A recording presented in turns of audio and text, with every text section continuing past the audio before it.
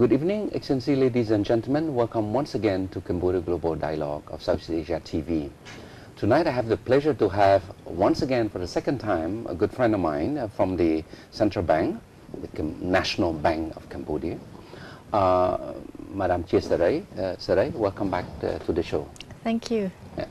Well, Saray was invited to come last year to share with us a bit on the development of the banking sector and the emergence of the first ever institution relating to the credit bureau.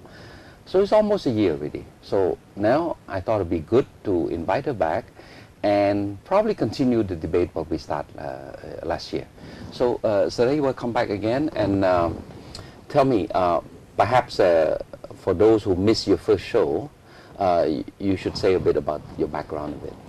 Well, I have joined the National Bank of Cambodia since 1999, so it's been a while now. My education background, I have done my middle and high school in France, so I speak French. And I did my university degrees in New Zealand, Australia, and the UK. So it's quite a variety of countries that I have been living in. So you're quite exposed to the Western world, if I could say. I think we share similar backgrounds, French-speaking. But of course, we have a background with France. But the ASEAN world is moving us toward a more English-speaking country. But so in the banking sector now, we see a thriving banking sector, right? But before we get to that, I thought that it'd be good if you can refresh us a bit. Last year you mentioned that you're about to help start the Credit Bureau Cambodia. Where are we now? Well, it's been a year now, and the Credit Bureau has been launched last year, and last 2 months we have celebrated the first anniversary of the Credit Bureau, and it has been very exciting. The results that we see from this launch. I think now banks can access the credit histories of their clients easier. Yes. And we have seen as a result, for instance, because at the moment we don't have the commercial data, all we have is the individual data. So the impact is more on the microfinance institutions. We have realized with the Credit Bureau that we have people now that has multiple borrowings, that the institution were not aware before without the Bureau. And I think this is very important to try to minimize the issue of over-indebtedness. And definitely we don't want to see something like India, I think about 2 or 3 years ago, happened in Cambodia. Oh, I see. What do you mean by that? Well, what happened is in India is there's a lot of microfinance that were flourishing, and they're charging very high interest rate, and the people that borrow were not able to repay the microfinance. Yes. So what happened is they end up either by killing themselves, and then really? There's a lot of burden on the families going forward. There's a lot of social unrest as a result. So this is one issue that the international communities has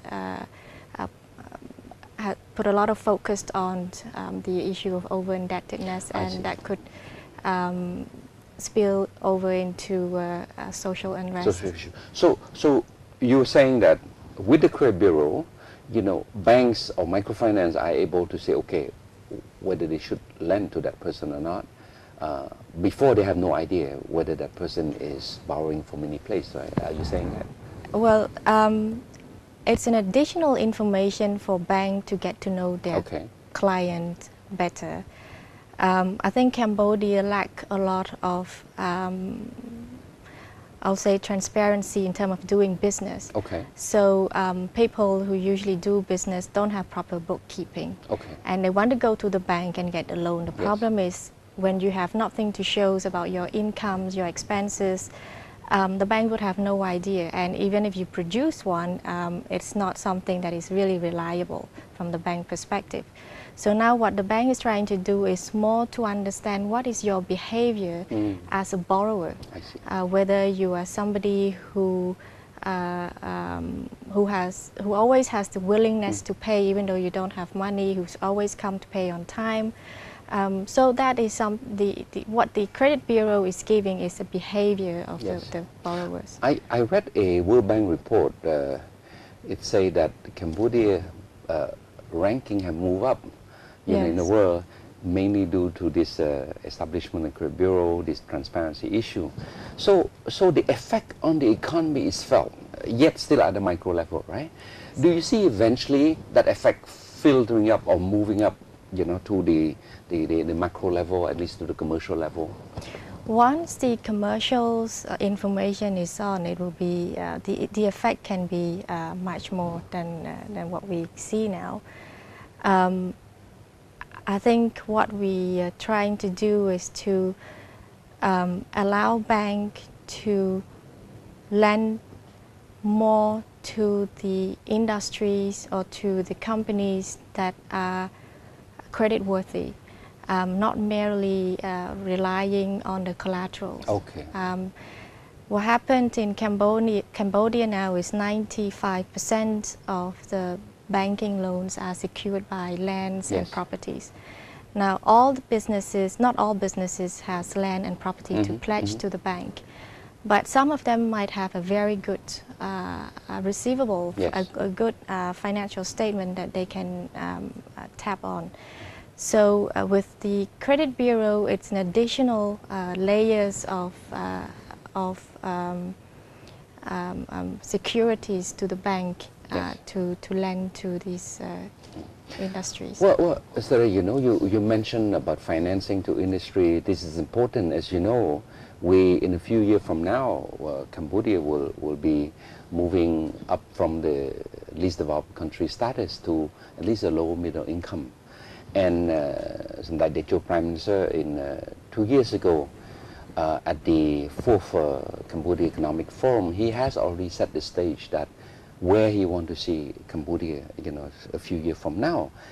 And last couple of years, we see already many FDI entrant to the country, a lot of joint venture, a lot of merger acquisition, a lot of Cambodian companies are growing up also.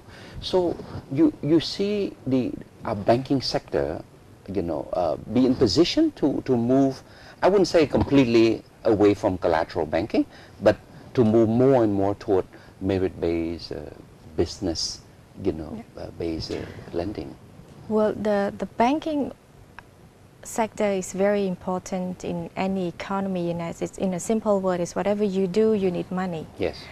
Now, to me, I would say the banking sector is, if you compare the whole economy as a human body, the banking sector is like the heart, where it's pumping blood into every organs. That's a good metaphor. Yes. So we need a strong banking sector in order to support any economic development. What I see now is the banking sector in Cambodia we are now at a very exciting moment. Okay. There's a lot of interest from foreign, well-reputed bank who want to come and invest into the country because they see these potentials. Now, going forward, as the economy grows, our bank need also grow with it. Capital-wise, I think now that we have access to banks like Bank of China and ICBC, which are two of the biggest banks in the world in terms of market capitalizations, I think accessing the financing wouldn't be an issue. Yes.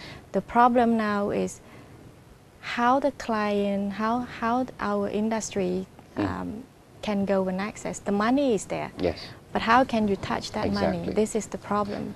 And I mean, strengthening transparency is very important. This is what banks need. The other issue, there's also a lot of, what I heard from the bank is the legal system. Yeah, legal system, enforcement of the contract and the foreclosure of properties Yes.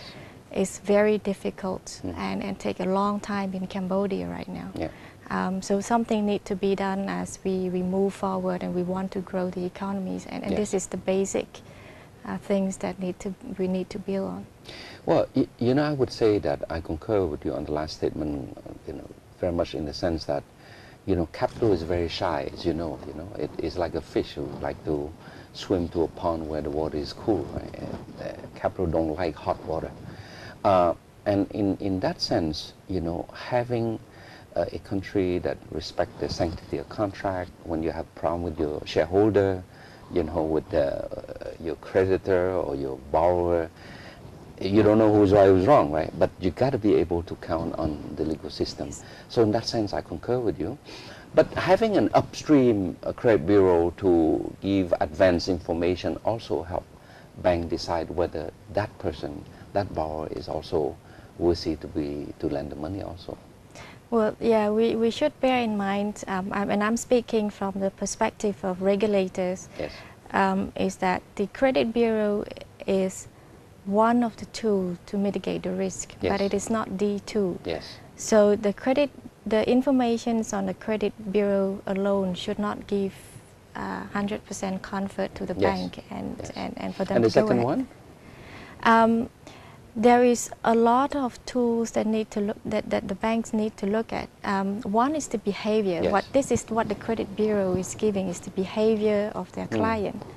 But banks need also look at the potential of the business, whether Yes. it's worthwhile to Yes. finance it. And as such, you will look at the overall economic environment, the sectoral environment, the competitiveness, Yes. and also the ability of the business to generate enough cash flow to repay I the see. bank. Business, Cambodia is a thriving entrepreneurial country now. You see everywhere all these new shops popping up. Every street, everybody is transacting, right? This is probably the strength that I see in local economy is the micro enterprise. You know, you go to some other country, you can feel the certain lethargy. You know, you don't feel the things are moving. Here, you get off the plane, people feel from the airport all the way to downtown. People are transacting, people are doing business. What I'm trying to say here is that you see the last several years the emergence of Cambodian entrepreneur moving from a mom and pop, a single individual, husband and wife, moving up to a corporate ladder. Our stock market, of course, is young, but do you see the banking sector looking more to this group of young enterprise growing up as a source of growth for them? Definitely they do, and I completely agree with you, the fact that Cambodia as a people are very entrepreneurial. If you go to the provincial area, in the smaller towns, you will see people were putting their fruit, a couple of fruit in front of their house and sell it, and as an income, I mean, the income that they get from selling those fruit, they can feed the families. So, yeah. Now the mango season now. So the spirit of entrepreneurship already at any level. Microfinance are financing these people so that they can build on their business. And I have heard stories about from a microfinance about a girl who was living, he was an orphan and was living with a grandfather. And so this microfinance went and see the girl and say, look, I see you, I probably know that you don't have the ability to repay me, but because I feel that you are a good granddaughter, you're taking care of you, I'll give you 100,000 real to start business selling the grilled banana in front of your house. So she said, well, with gratitude, of course, she took the money and she sold the grilled banana.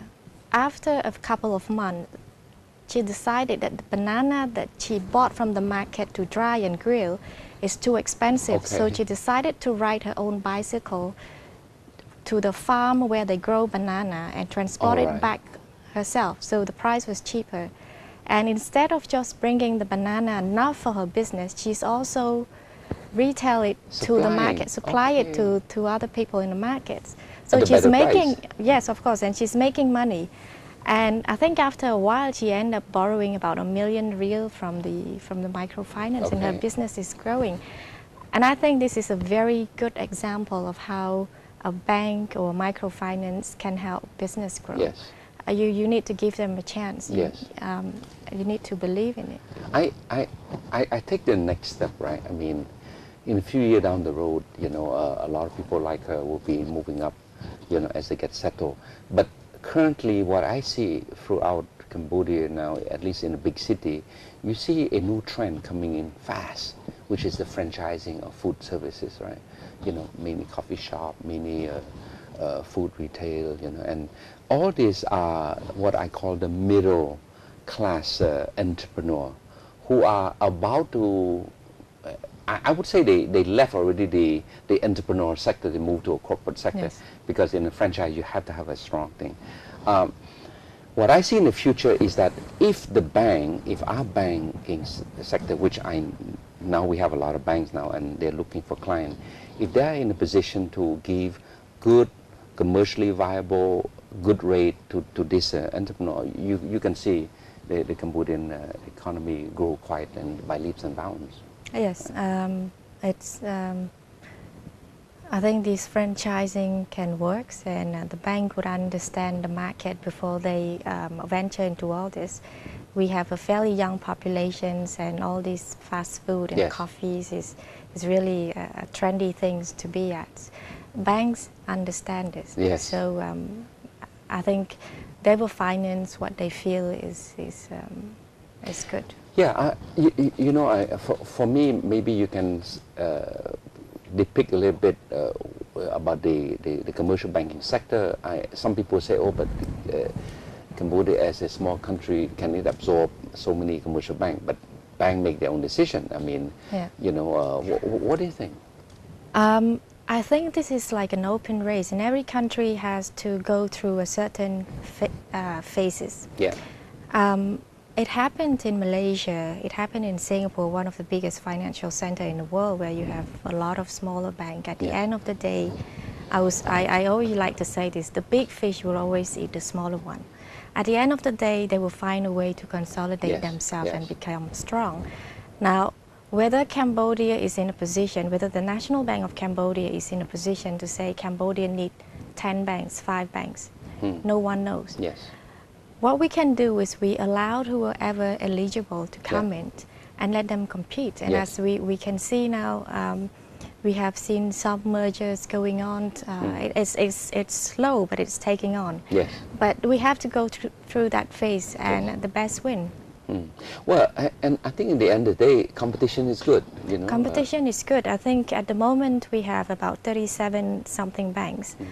The thing also is that a lot of banks, they're trying to cater their own niche Yes. market. They're not really serving every segment of the economy. Yes. And I would say only about 5 to 6 banks are doing the job. Yes. The Are doing rest- the overall banking service, Yes, right? I think the rest, they really try to cater. I mean, certain banks market? from Taiwan, for instance, they're more looking into investors from Taiwan, Yes, because yes. there's somebody that they know already Exactly, from their country. Yes. So in that sense, in reality, we only have about 6, 7 banks competing with each Okay. other. Okay. With that competitions going on, we have seen now a decline in interest rate, loans. We have seen it used to be 16% 5 years ago. You're kidding Come me. down, yeah, it came down to 14, 12%, and now we're standing at somewhere between 10, 9%. Oh, that's a good news then. That's a good news. That's what competition Yeah. is supposed to be. We wouldn't otherwise have seen that. Yes, If the central bank would say, I like to have 5 banks and that's it. Yes, yes. So Yeah. you would have sort of an oligopoly. But going forward, the market will decide itself. Yes. And I think we're in a market economy, Yes. and we should let them decide. You mentioned something quite interesting that probably not many people will realize, that you know, in a country like Cambodia, where we're so relying on export, meaning that if our market is small, our consumer market, even though it's growing, it's still small in relative term, right? So we're dependent on export market, and export market is dependent on industrialization. Yes. Industrialization rely on FDI, and guess what you mentioned about the Taiwanese, for example, they come to invest in industry, and then they want to deal with banks who knows them. Yes. And what we see at the same time that the Japanese are coming, and they like to have banks Yeah, that bring in they yeah. comfortable with. You know, the Thai would want to deal with the Thai, the Malaysian. So in a way, it's competition per se, but on the other hand, it's more a niche market servicing. Yes. It's quite interesting. Quite interesting. Never thought about that. Well, it is the realities, Yes. and I've been in the industries for a very long time to understand Yes. where it's. So I want, it's not your direct field, but there's a sure correlation between the work of the central bank and the stock market, because these are the two things that bring capital to the country, right? Yes. Where do you see the relationship between, you know, the banking sector as a direct capital, you know, injection to the economy, and the role of the SEC, where, you know, it's a stock market, where is it going, and how do you see the bank supporting, you know, the growth of the capital market? These two sectors are complementing each other, if not competing for Yes. each other. Now, it's all depend on, in some countries it's depend on the tax laws, Yes. on the investor protections rules. People would rather move to the stock market to raise capital rather than go to the banking sector Yes. and borrow money. Yes. So it's the same, but one is raise capital and you pay dividend, the other one is you borrow money and you pay interest. Yes. At the end of the day, you still need capital somehow. Yes, but when you raise capital from the public, there is a lot of rules that you have to implement. With the bank, of course, there are rules. There are some rules of transparencies, but then again, with additional collateral, with Yes. some other things, you can get away with it. Going to the capital market need a lot of discipline, because you are taking people's money as an investment. So Yes. people want to see, where are you investing my money in? Transparency is important, and I think Cambodia still need time to do that. We would need time to get businesses be used to the fact that they need to produce financial statement, which Yes. is not the case right now. Yes. We need the time for businesses in Cambodia to understand that there needs to be a proper corporate governance in place, and not Yes. the father of the family Yes. is deciding on everything. And this is, it's not just rule, it's a mentality changes. And it needs times. And I think going forward, I would say the stock market is a good start, and I think it gives some idea what are the expectations. But from here, I would say, that, and this is again my personal opinions, I would see it, I think, not as soon as 5 years from now to Okay. really get ready for business. One last thing, because we're coming to the end of the show. The central bank has developed over the year their financial blueprint. What stage are you now? What phase already? Oh, there's a lot of things that we have to implement. We have reviewed our strategies 3 times already. Okay. The latest was launched in April, and it goes from 2011 to 2020. Okay. Oh, so it's still a 10-year time frame Yes, each it's- time. What phase are we? There's a lot of things in that blueprint that we need to implement. Yes. The financial infrastructure. So we have put in place national payment system. We Okay. have put in place the credit bureau. Okay. Going forward, we need to strengthen our supervisions, crisis management framework, Yeah. and so on. So 10 years from now to achieve, and especially when the ASEAN integration Yeah, I is was about coming to in. ask that question. Where are we now in ASEAN, preparation, I mean, from the banking sector side? The ASEAN banking integration framework, they call it APIF. They aim to be ready by 2015. There is an initiative called the Qualified ASEAN Bank, Okay. where banks who are qualified as an ASEAN bank can move around within ASEAN and get the same benefit as the domestic bank. That project, that initiative, we aim to have it ready in a couple of years from now. So every country is working very hard to get their banks ready. Interesting, interesting. Yeah. So Cambodia will not be there yet. I think in terms of banking sector, we have nothing really to compete with our Singaporean or our Malaysian counterpart. But I think in the microfinance industries, we are way ahead, and this is something that we can really export to the other countries in ASEAN. Yeah.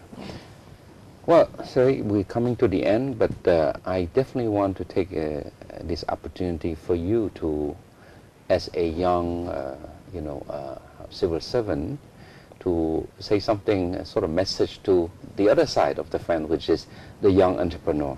You know, their role is important. You are a regulator, you do your job, but it's important that the other side also see their role. And how can you, with your experience, with your exposure, how can you, what sort of message you want the Cambodian entrepreneur looking down the road, to be a good corporate citizen, and how they can benefit from a thriving banking sector? What's your message? Well, that's very hard.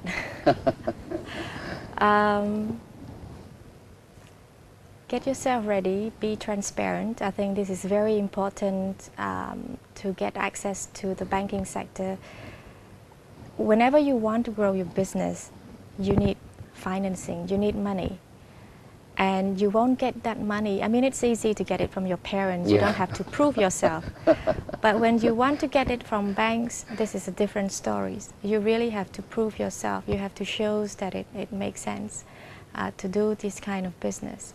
And I think take advantage of the sector now that it is booming, and take advantage of Cambodia's economy that is growing. The middle class is growing, so be ready. All right. Well, I think that's a good closing remark. Saray, thank you so much for coming. Thank you for having me. I hope that regularly you can come and update us on the banking sector, particularly from the regulator perspective. You would love to. We learn a lot from that. So on behalf of the audience, let me just say thank you. Thank you. Yes. Thanks. Well, I think for these 30 minutes, I find a lot of new information that I thought I knew, but I did not. But the good thing is that, the banking sector is on the right track. I think we're growing.